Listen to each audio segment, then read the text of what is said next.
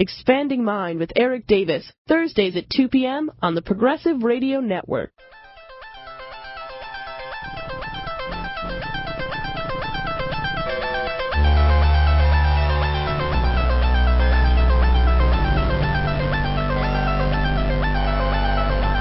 Welcome to another edition of Expanding Mind.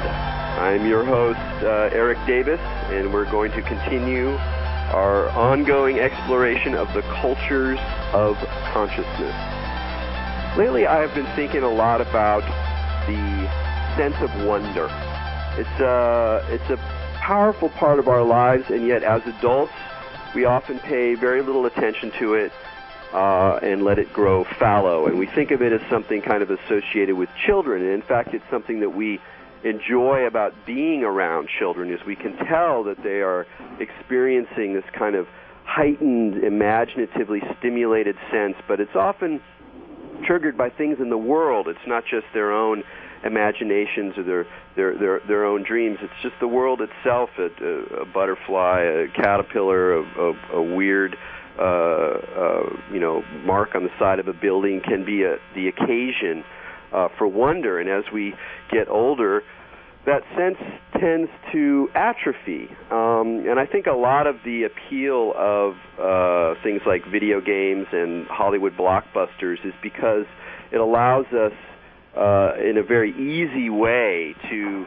re-stimulate some of these older senses within us, because I think there's something very profound, very essentially human about the state of wonder, and that it has value unto itself. But one of the reasons it's hard for us to tune into it as adults is because it's so directly, and yet in such a playful, ambiguous way, challenges the rationality that we largely turn ourselves over to, at least as far as getting through the day, of being an ego who has plans and problems to solve and desires to satisfy, and the whole machinery of rationality that we invoke in order to deal with our contemporary society and indeed just to be functioning egos is sort of deeply puzzled, if not upset and even offended by the category of wonder, because at the heart of wonder is the pleasure of not knowing, the pleasure of being in ambiguity, in what Keats called negative capability. And from that place, you can't reason very hard, at least for the time being of that experience. And so I really think that considering the places in our lives where we allow a sense of wonder to exist without it meaning anything, without it being tied to any belief system, without it being linked to some cosmic concept or metaphysics, but simply the experience itself is a door opener to deeper states of consciousness and I think just a richer experience of life. And these thoughts have been stimulated by reading and encountering the work of our guest today, whose name is Eugene Burger, and he is one of the preeminent philosophers of magic, of conjuring performance, as well as a great conjurer himself, and I'm delighted that he has deigned to join us here on Expanding Mind. But before I bring Eugene on, I just wanted to say hi to our co-host, the esoteric librarian from L.A., Maja. How are you doing? I'm doing good, Erik. How are you? Very good. Is there anything that you do consciously in the midst of your very busy days of that encourages or inculcates the sense of wonder? Well, it's funny because actually all the wonder enters me unconsciously, which is what the word means. In fact, the word wonder actually comes from and is related to the word astonish, which means literally like to stun or daze or render unconscious. So actually when we go into a state of wonder, it's literally like we are rendered unconscious. And to me, that's like when you get to be dreaming when you're awake. Because when you go into wonder, you get to just open the unconscious state while you're awake. And for me, that happens, like, I consciously always kind of have my mind open to it, so I guess I do kind of consciously invite it, but then when it strikes, it's always an unconscious thing, literally, that happens, because I, like, go into dreamland, you know? That's a wonderful way to put it. It's like a little mini trance that descends upon us. But I think you're right. There is something fundamentally passive about it, at least initially, when it strikes us, and that too is part of what makes it difficult, because we so much like to be in control, and reason likes to be in control. We're doing this for this reason, for that reason, and in a way, all you can do is be open to the possibility of wonder, or you can also go see a magic show done by a very, very good conjurer. And with I can think of no better conjurer to bring on with those words than Eugene Burger. Eugene, thanks so much for joining us here on Expanding Mind. Well, it's great to be here, and you're very kind.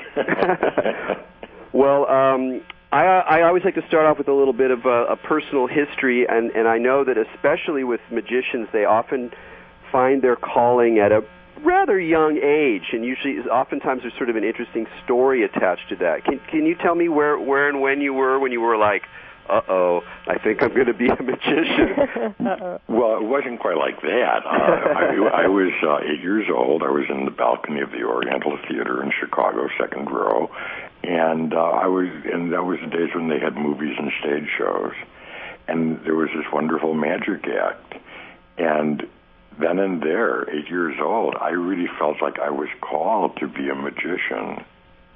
Now, when I went to college and all, they tried to convince me to do something more worthwhile with my life. But when I was about 39, I finally answered the original call and did what I wanted to do. So had you been practicing in the interim? I was really involved in magic until I got to college, and then I slowly got out of it, and then I went to graduate school, and I went into a different world. I kind of kept up a little bit, but I really was more out of it than into it at that point. And this is a very interesting pattern that we find a lot with magicians, that they started as kids, and then they went away from it for a while, and then in their 30s or 40s they returned to it. Can you say a little bit about what was it that drew you back into it? I mean, it must have been in some ways a little risky, like, you know, you're in your late 30s and you're like, well, maybe I'll do this magic thing. There must have been a powerful call. Yes, exactly. Well, at that time I was director of welfare in Evans, in the suburb north of Chicago. And once I suddenly didn't have a job anymore, I was like, there are two ways of becoming a magician. One is you have so much work that you have to quit your day job, and the other is where you have no work, but you just jump off the cliff and see what happens. So that's what I did. I became very frightened for a while. You know, I mean, I could imagine the headlines: "Welfare Director on Welfare." But then I realized that I had an edge because I knew how to fill out the forms. So that made me a little more comforted. So I just jumped into it, and I was very fortunate that it worked. And 30-some years later, I'm still doing it full time. Well, I really want to, encourage you to clarify your take on magic, because, again, as you well know, most people have a fairly light impression of what conjuring performance is these days. Even people who are actually fans of the art or even practitioners of it often have a certain spin on it that's quite different than a lot of the ideas that I found out about through your work. So could you talk a little bit about what you would say to somebody who just has a sort of general impression of conjuring performance at this point in history? What are they missing? What's the potential there that is too infrequently realized?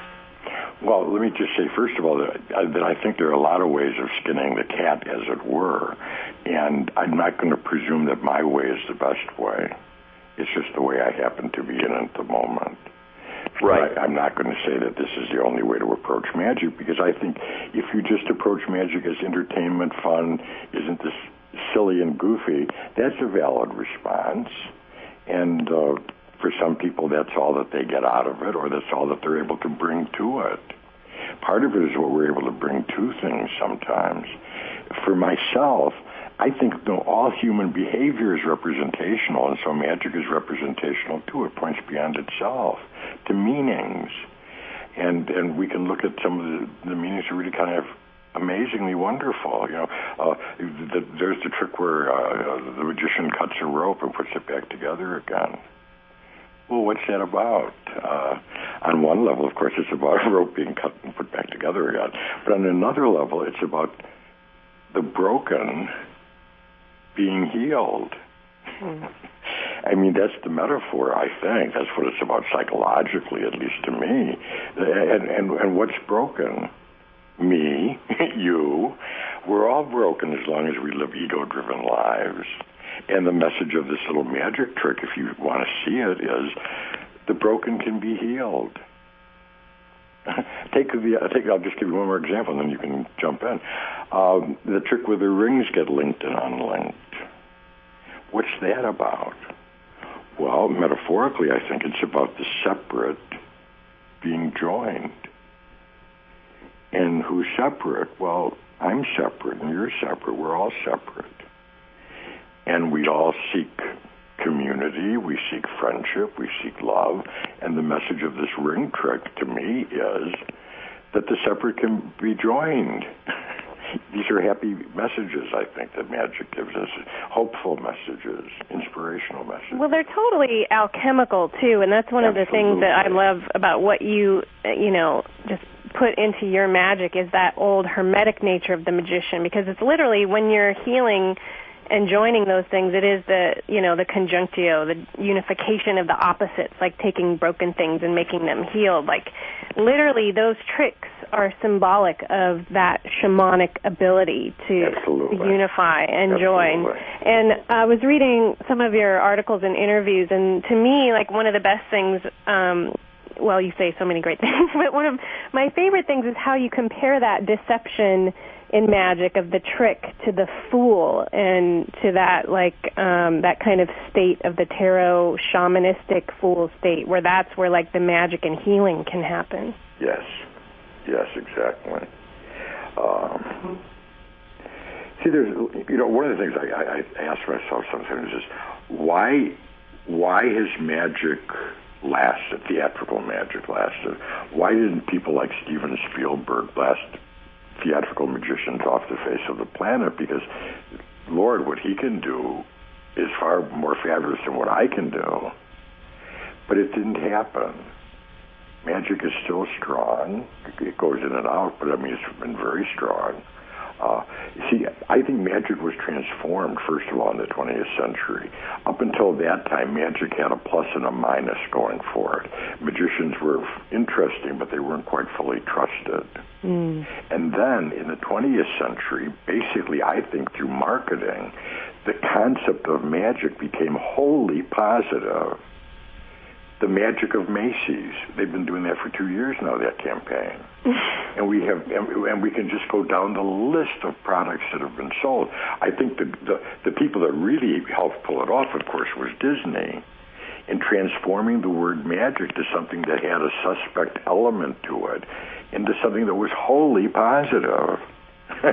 In fact, if you didn't take your children to the Magic Kingdom, and you could, there was something wrong with you.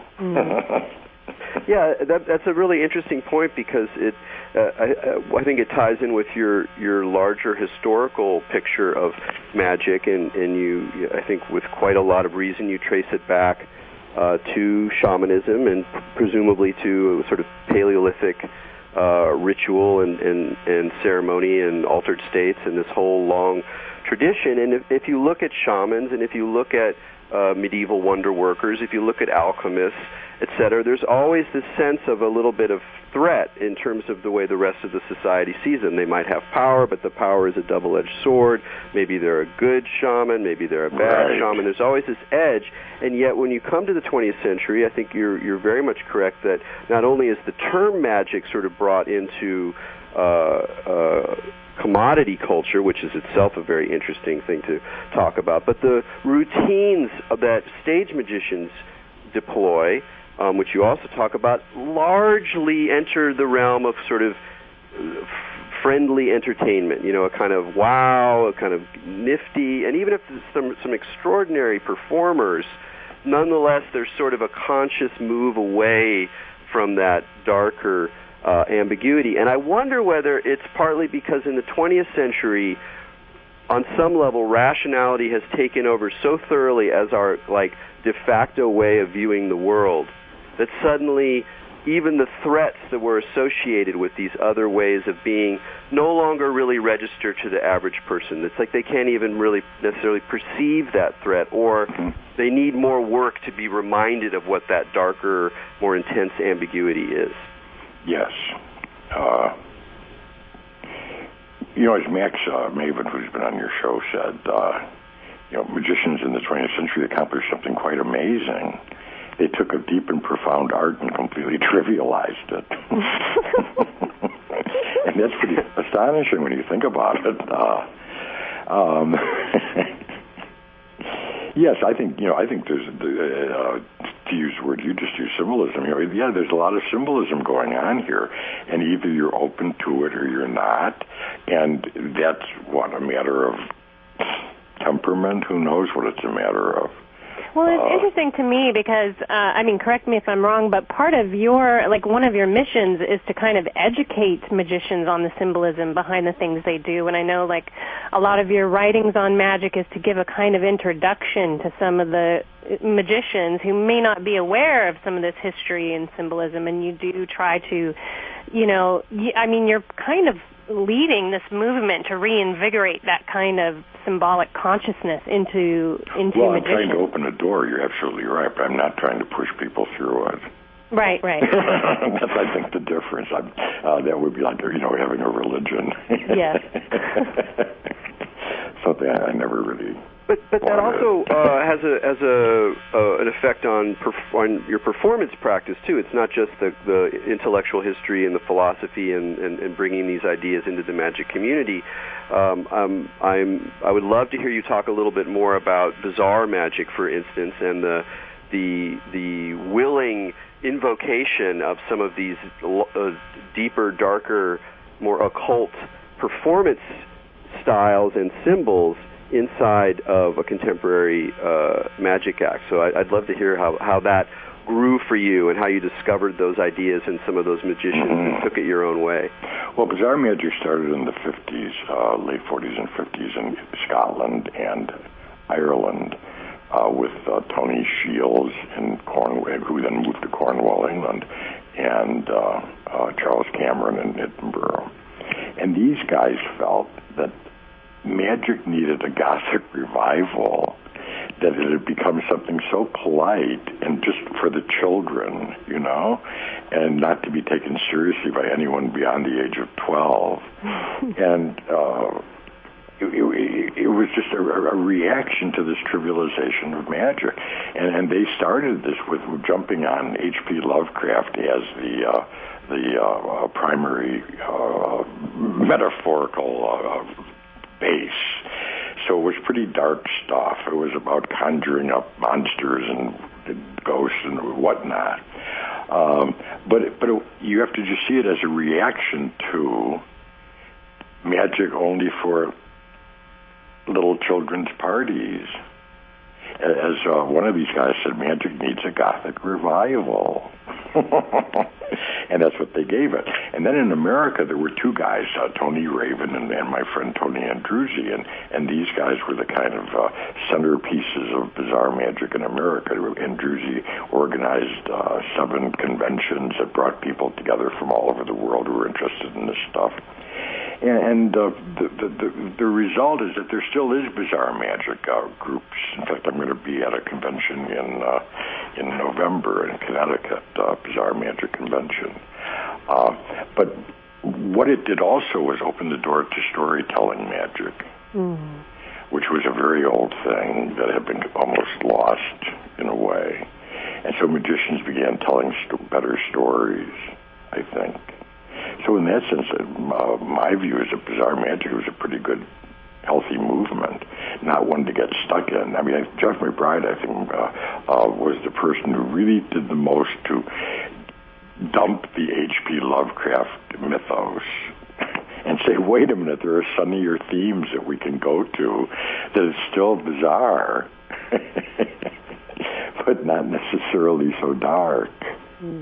Would some of the people who are attracted to that have a more, let's say, ambiguous or even enthusiastic relationship with the occult in general? Because most, maybe not most, but it seems to me that most magicians, professional and even amateur, are invested in a certain kind of sort of debunking attitude, or at least a lot of it, with the Penn and Teller being an obvious example.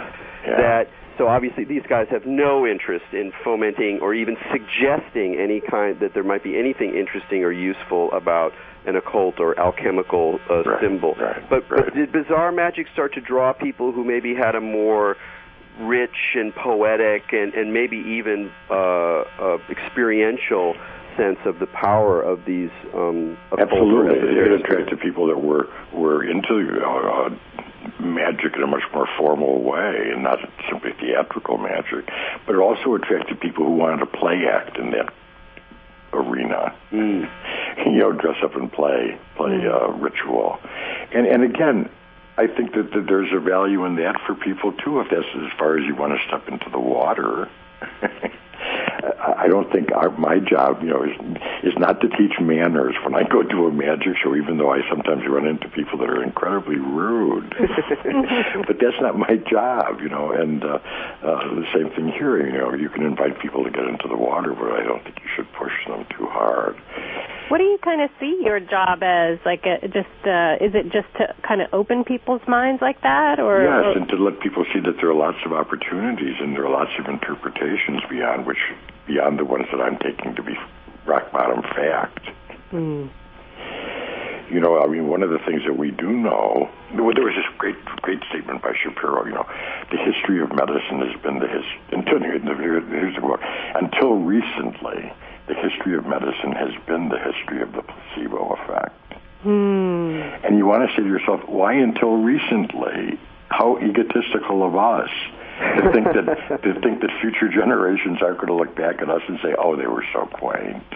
And I think that's part of the problem with the debunker attitude, that they're like fundamentalists turned inside out sometimes. Yeah, I totally agree. It's not like I feel I'm the skeptic because I really don't know. I think that's the heart of what skepticism is, living with courage in spite of the fact that you don't know. Well, and also the example of the placebo points to the healing effect of these intangible experiences of wonder or of transcendence or transformation. And you've talked a fair amount, and maybe it would be good to go into a little bit about how you see the connection between the kind of conjuring you do and the shamanic tradition, and what shamans were actually doing, and the role of deception and trickery in shamanism. That's a real fascinating set of arguments you put forward, especially today when there's so many people who are interested in the shamanic legacy. Yes, and I think that so many forms of popular entertainment arose from shamanism. Ventriloquism, probably certain acrobatics, magic, juggling, you name it. Lots of what we would call entertainment arts generated in this way. One of my students, Dr. Ricardo Rosencrantz, who teaches at Northwestern Medical School here in Chicago, has been doing a class for the last couple of semesters, Magic and Medicine, where he brings in magicians and doctors to talk to these budding doctors. And I've been heavily involved in it since, he's one of my students and he comes to me for advice on different ideas. But this has really gotten a big response. I mean, it just closes out instantly when he offers it. And at the end, you have a choice. You can either write a 10-page paper or you can do a performance. Well, let me ask you something. I asked Max Maven this question also. Have you ever experienced personally while you were doing, I know that it's that like fine line, but you really are kind of a shaman in a way, I think, and since you're so conscious of it, did you ever experience like something where in one of your performances you felt like you kind of healed someone or had a healing effect on it in the stage magic show? Well, I was doing a lecture for the magicians a couple of years ago up in Santa Rosa, California. And the guy who was hosting the lecture was head of an animal clinic, a 24-hour animal clinic. And during the lecture, I noticed a woman come into the room in the back and leave, and come in and leave. And I had a sense that maybe she belonged to one of the magicians, either a friend or wife or something. Anyway, when the lecture was over, she came up to me and she said, "Could I talk to you for a minute?" And I said, "Sure." And she said, "You know, you look like the most religious person in the room here. My dog is in the back and she's dying. Would you come and put your hands on her?" And I said, "Sure." So I went back there, and there was this old Jack Russell Terrier with lots of tubes in it in a cage, and put my hand on her. And then she said, "And my children haven't even said goodbye." And I said, "You know, if it were my dog, I would take it home right now, because I think the dog would rather die in your lap than in this cage with lots of tubes in it. And then your children could actually be with it and learn a little bit about death and have a family experience together." And she kind of brightened up, you know, and said, "I'm going to do that." And I said, "Good for you." And I presume she did. So yeah, you get to, you know, you never know when you get to do something in a healing way for others. Now, was there any magic power in my hand touching the dog? Maybe. I'm not going to say there wasn't. That's interesting. You must have quite a rich experience of how people project power onto you, or people who do things like you do, and because a lot of magicians clearly derive a certain kind of not very interesting egoic rush out of a certain kind of power that's projected onto them. But when that power becomes, when you start to open it up and be more playful with it, and I've seen that also with Max's performances and Jeff's and other people, magicians who seem to be aware of it, then you get to really learn a lot about how people give over power and how they take it back. Right. And the whole thing is, and to say that in different ways, to use the word authority. You know, that if I want to make the Bible my authority, as Ellen Watts said years ago, okay, but it's you doing it, because you're the ultimate authority. And you can give it away, but you're giving it away. And you're still the authority. And you can't get out of being that. But you can give it away. And, of course, what we see over and over in our world politically is people giving away their personal power to hideous theologies of political action. Oh, yeah. You know? Well, we're going to take a break now. You're listening to Expanding Mind. I'm Erik Davis with Maja Daou. We're talking with Eugene Burger, and we'll be right back after a couple of messages.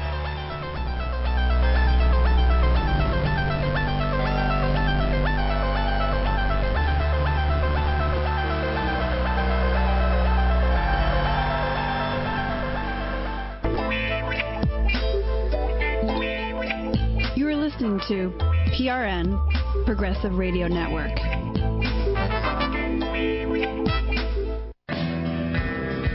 Hello, I'm Carol Brouillet, host of Community Currency on Progressive Radio Network every Thursday, 5 to 6 p.m. Please join us as we connect people, ideas, important information, and discover solutions to some of the most urgent problems facing us. Every Thursday, 5 to 6 p.m., Community Currency on Progressive Radio Network.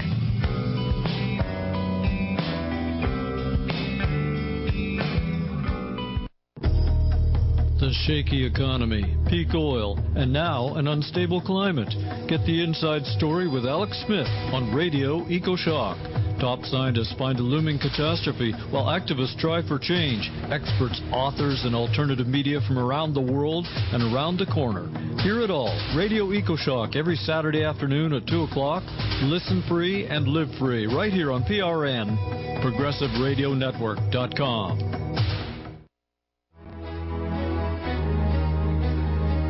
Don't miss out on Dr. Michio Kaku's weekly show, Explorations. Dr. Kaku is the only scientist with his own nationally syndicated radio show. Explorations is the program that explains complex physics with an accessible approach. So take an exploration with Dr. Michio Kaku, Tuesdays at 4 p.m. Eastern Standard Time, to discuss topics ranging from space exploration to stem cell research. Do you have a medical question or concern and would like to get a second opinion? If so, make sure you tune in to Second Opinion with Dr. Ronald Klatz. Dr. Klatz is president and founder of the AFREM, American Academy of Anti-Aging Medicine, the largest physician-based anti-aging organization in the world. Each week, Dr. Klatz will talk with expert guests from the field of anti-aging, functional, and regenerative medicine. So if you want to live a longer, healthier life, tune in to Second Opinion with Dr. Klatz, Sunday nights at 10 p.m. Eastern, here on PRN.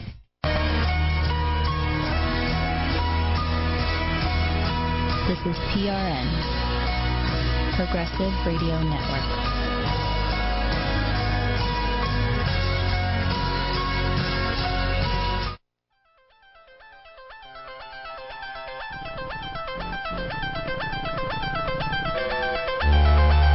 Welcome back to Expanding Minds. Erik Davis and I are here talking to Eugene Burger about magic, one of our favorite topics of all time. And Eugene, you were talking about something that I think is really important before the break about giving up power and authority, and that's such a key theme in magic and shamanism, and kind of that difference between good or evil, if you want to make a difference between the two, and that fine line between empowerment and taking people's power away. And there's this thing that has been associated with, like, you know, mentalism and hypnosis and healing and, you know, medicine in general. I think of that difference between, you know, empowering someone to heal themselves and then that doctor telling a person they have cancer and they're going to die. And I was just curious, because you had said that you like to open the door for people but not to push people through the door. And as someone who can navigate mentalism and influence people's consciousness, there is always that kind of lure of power that, you know, maybe you could influence someone. And I was just wondering if you had an experience that kind of inspired you to make sure that you were conscious not to kind of, you know, push people through doors, but just to open their minds, which is more empowering than taking the power away. I can't think of any specific experience. I think it's a realization that just grew on me. You know, one of the reasons why magic works, but one of the reasons is that people believe what they're told, and they don't think. They just believe it, and that's part of the magician's power. You know, years ago I used to do a lot of bar mitzvahs, and that's the worst job in the world, because a 13-year-old boy is possibly the worst audience for a magician on the planet, because these kids they're at an age they don't know if you're making fun of them, they don't know what's going on, they're feeling insecure, and you take out a deck of cards and 5 of them start screaming, "I've seen it," you know, and hello.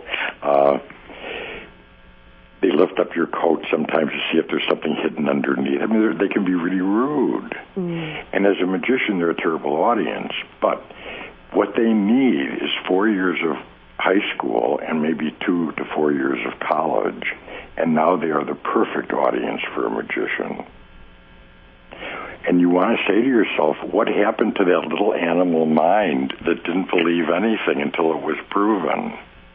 Now, as a magician, I might want to put that mind on vacation for 5 minutes, not destroy it, but just put it on vacation, right?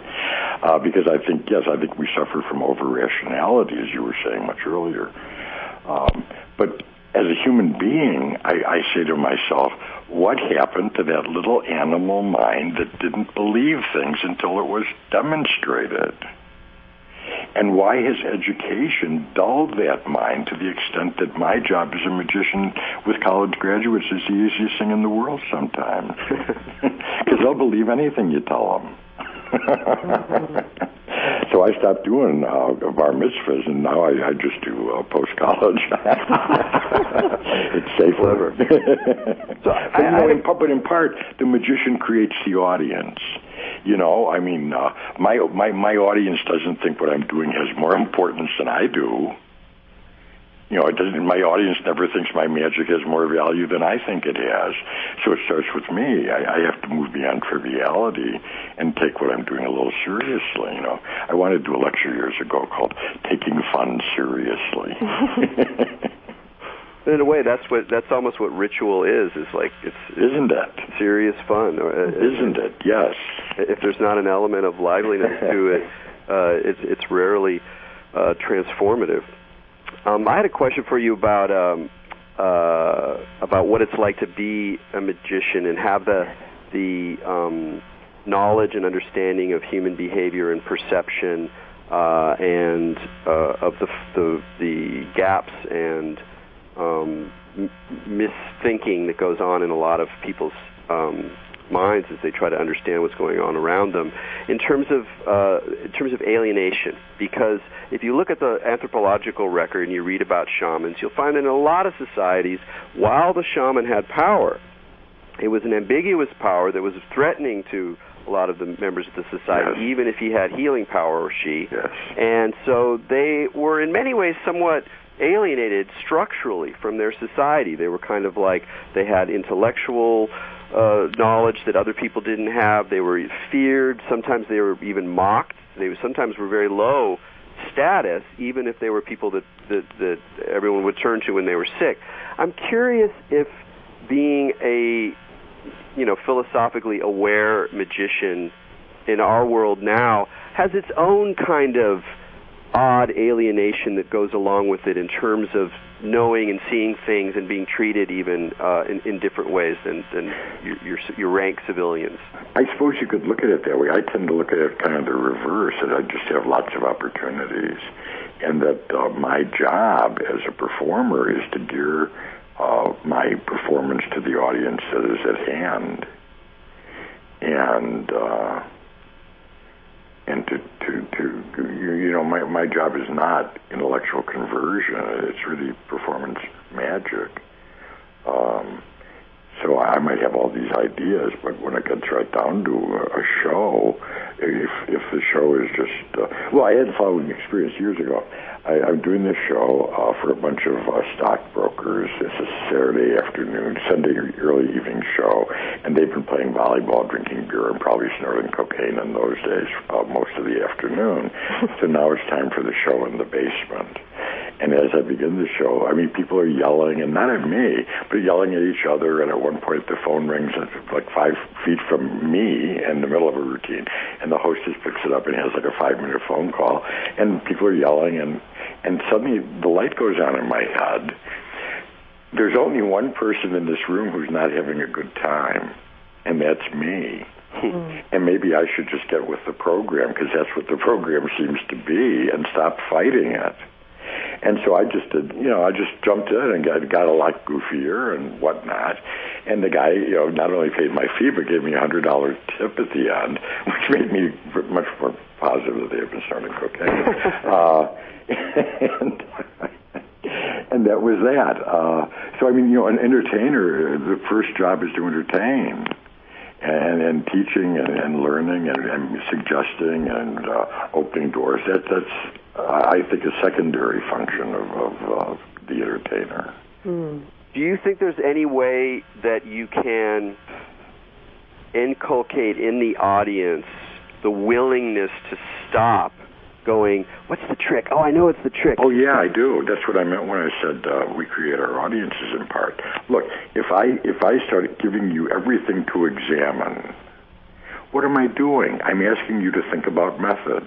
See, okay, here's one way to look at it. I think there are two philosophies of magic going on in the magic world today. One is theatrical magic. One is, and we can see the difference with the act of passing a hoop over a floating object. Okay? Right.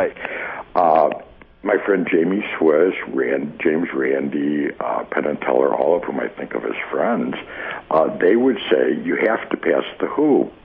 If you don't pass the hoop, this is just Peter Pan. Magic has an intellectual element that needs to be incorporated. You just can't have people flying without proving something. And then there are other people, probably Jeff McBride, me, Bob Neal, Max in part, who would say, they would say, at the extreme, they'd say, no, if you pass the hoop, you're inviting people to think about methods and get into an analytic frame of mind. Now, who's right? Well, neither, probably, because we're both trying to absolutize what we're saying. But maybe what I teach my students is that magicians need to be judicious and thoughtful before they pass a hoop. Because passing that hoop takes you out of the state of wonderment. And when you were talking about wonder at the top of the show, I was thinking, do we experience wonder or are we grasped by wonder? And the other thing I was thinking was, of course people don't experience wonder. To experience wonder, you have to live in the present. If you're living in the past and the future, you don't experience wonder ever. Wonder is an experience of the present moment. And since we work so hard to stay out of the present moment, it's not surprising that we don't experience a lot of wonder. Well, I love the description of these two schools because it's really quite profound to me. The more I learn about the sort of inner dynamics of contemporary theatrical magic, the more profound it gets to me. And fascinating. In terms of actually highlighting a fundamental tension in the modern psyche. I mean, this is a baseline issue that everyone is facing on some level, which is like, what do we do at the edges of rationality? And the scientific impulse or the analytic impulse or the traditionally skeptical impulse is to say, well, any mystery that lies outside of my machinery of facts and knowledge is fair game for attack and deconstruction and absorption into my network of knowledge and facts. And there's another side of our beings, and we all have it in different ways. I think some people repress it. I think some people mock it. I think some people overindulge it. Is this other side that knows on some basic level that however wide our network of knowledge and facts grows, there's always a mystery. And that on some fundamental level, we are always living in relationship to mystery. And these two philosophies, and indeed the very dynamics of the theatrical magic act, not a occult magic act, but a theatrical magic act, stage both sides, skepticism and wonderment. And the ambiguity between them, to me, seems to be one of the most interesting places where we work out this fundamental state of mind that we're all facing. And magic, in one sense, is an invitation to just take a vacation from your rational mind for a while. We need our rational mind because we have to sign contracts and count change. But you don't need it all the time. And so I think magic is, most of my performing work now is corporate cocktail parties where I'm doing like little 10-minute shows, and I look at these as little 10-minute opportunities for people to just take a deep breath and have fun and not have to think and figure out. So I try very hard not to let people get into that rational frame of mind when I'm performing. And that's why I'm very careful about passing hoops. And then how much of that has to do with story? I mean, I was watching one of your routines last night, and I actually wanted to let people know about the documentary on you that you had alerted me to before, A Magical Vision by Michael Kaplan, Kaplan. So folks can just Google that, and it's a fascinating hour-long documentary on Eugene and some of his cohorts.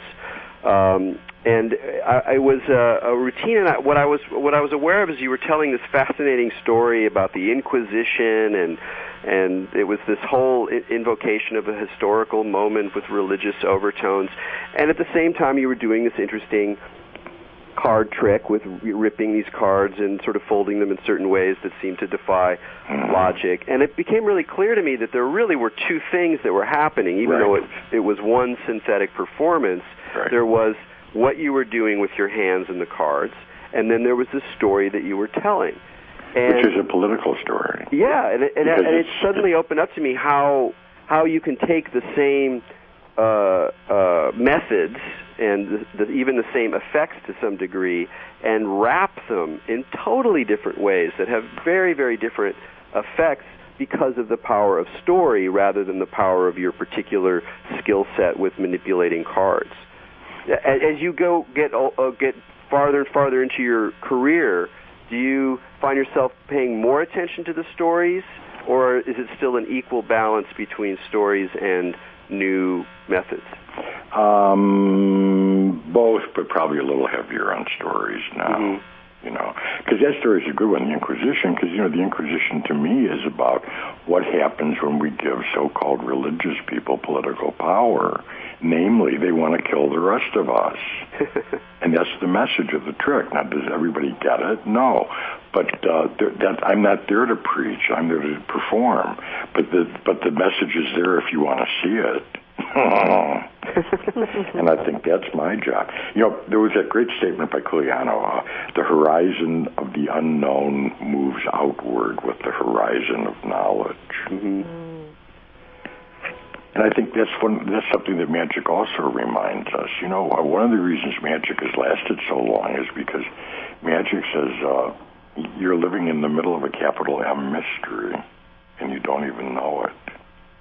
Well, it's true, and I think people forget what the word mystery even means, because we have this connotation with it now with, like, detective novels, where it's something to be solved, when in fact the real word mystery means a divine revelation or the mystical presence of God. But it's really both of those things. Like you said, it's the passing the hoop, but then the more you pass the hoop, it gets to that revelation where you realize you don't know. Like, you can only pass the hoop so many times before you get down to the bottom of it, and then it is that big mystery with a capital M, and that magic has that ability to open up a space for that. Like you said, like a vacation, like that place outside of time and space where we usually live, and you can, like, kind of just rend the veil a little bit and have a little peek into that kind of deep down bottom of the secret.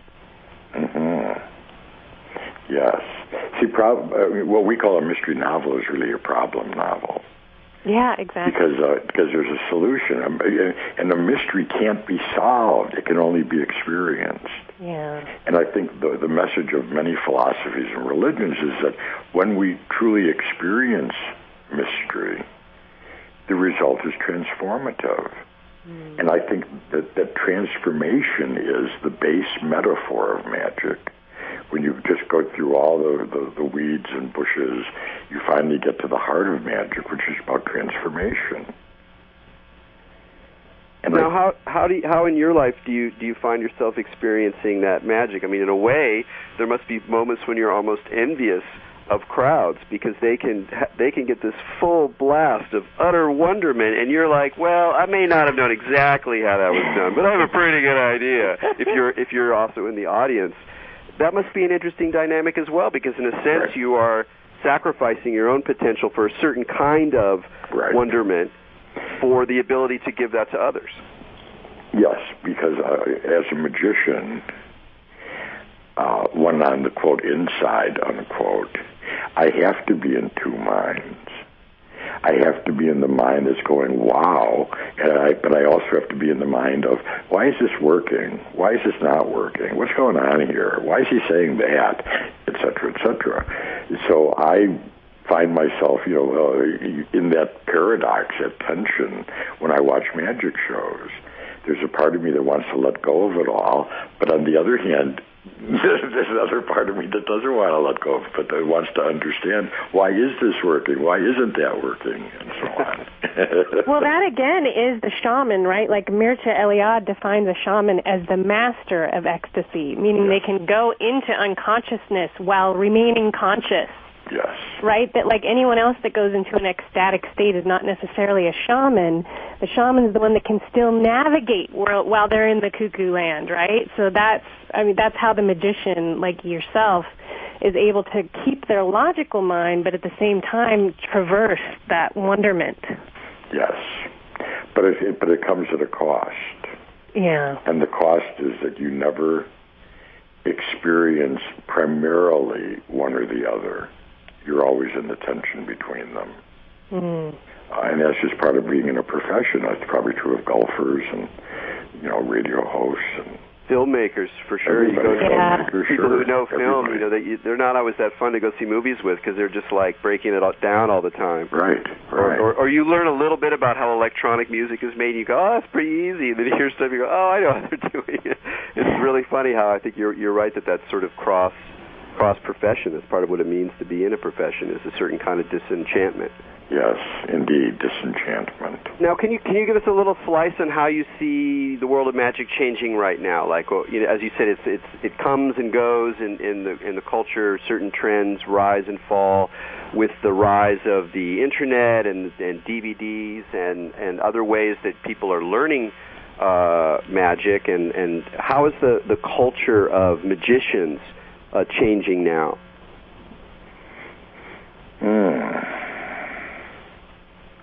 That's a hard one because, we're right in the middle of it. And so when you're in the middle of something, you often don't see what's really going on. It seems as though, in terms of marketing magic, that the base product is a DVD that sells for $19.95 or $29.95, and more often than not contains one magic trick demonstrated and taught. There's a big emphasis on what is called street magic, where people are engaged on the street and magicians perform for them. And of course, the younger people that are getting into magic are getting into it via their computer. And so magic magazine circulations are down, I think, worldwide, but that's true with magazines generally. And these kids tend not to join magic clubs. But I'll tell you, when I was a kid, we didn't join magic clubs either, really. And so it might be that, earlier we were talking about this syndrome that I see over and over again with students, where I was into magic as a kid, I got out of it, and 30 to 40 years old, I'm back into it again. Now, when the kids that are, primarily computer connected to magic get older, maybe they'll seek, more concrete socialization with the club members, as opposed to doing this all blind. Because that's one of the dangers of the internet, God knows. You go to these magician chat rooms, and who's giving the advice? I mean, you don't even know who you're talking to. And they're just loaded with people giving advice. And, of course, the person who has been into magic 2 weeks has the same authority, let's go back to that word, as Max Maven or Jeff McBride. Yeah, that problem, of course, is across the board with the internet, but it's particularly interesting with magic, and I might be wrong here, but my experience is that if you go into there's a magic shop here in San Francisco, a couple blocks away, and I went in there with a pal of mine who buys the occasional magic book, but is not a practitioner. And he went in, there was a certain book he wanted. I don't recall what it was. It was a very beautifully produced book, like a lot of magic books are very beautifully produced. So if you're a bibliophile, they're pretty cool, even if you're not a practitioner.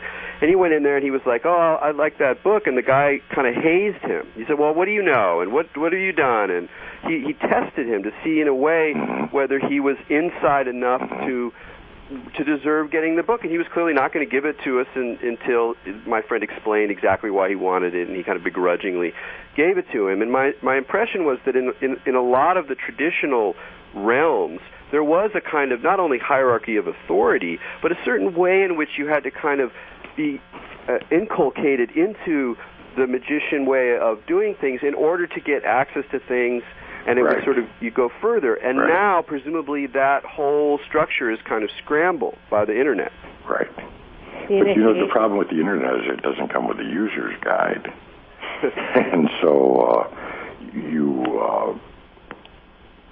eventually, I think, you know, if you're really into something, you're going to move beyond that level of involvement.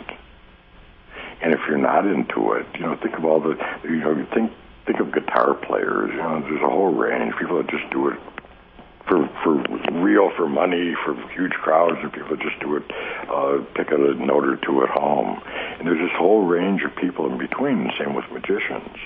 There are people who are really dedicated to this thing, and then there are people who are just window shopping, and you know, and that's all okay too. I often thought that, you know, when the masked magician was exposing the secrets on TV and making many magicians absolutely crazy, I often thought, you know, 30 years from now, where someone's interviewing the top magician of the day, and they say to this woman or man, whatever, well, how did you get into magic? And the person answers, I saw this really weird magic show on TV with this guy in a mask showing how magic tricks were done, and I thought, this is kind of cool. And so, you know, it's the old Taoist story, who knows what's right or wrong. Mm-hmm. And everyone, you know, has been very negative about these guys, but they might be, you know, I got into magic via a magic set being given to me when I was about 7 years old.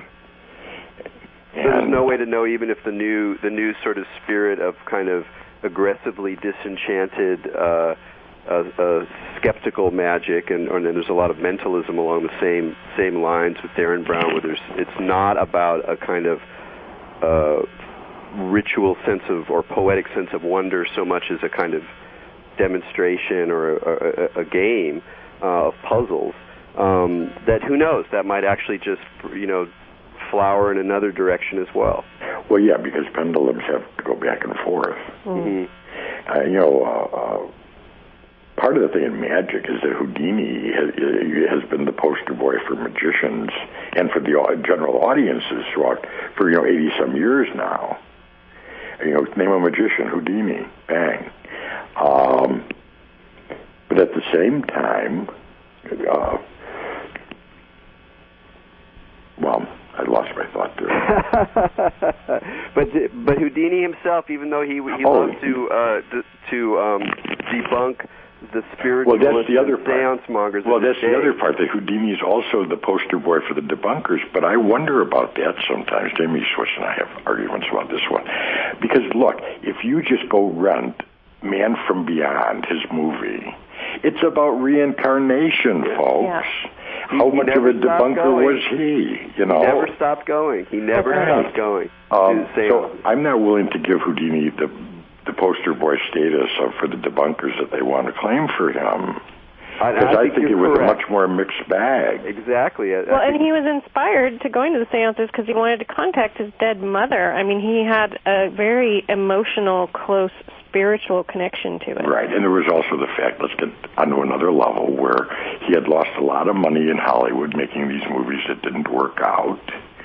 And now to fill theaters, he had the best thing of all, the spiritualist expose ending. And that filled the theaters for him. And that's what he needed at that point in his career. Exactly. It's all so there's a lot more going on than it looks initially. Right. There's a lot more going on, right, Erik? Yeah. So we're winding up here, Eugene. I wanted to let people know that they can find out more about you and read some of your wonderful writings at magicbeard.com. That's magic without a K. And again, I also encourage people to check out the documentary online by Michael Kaplan, Kaplan.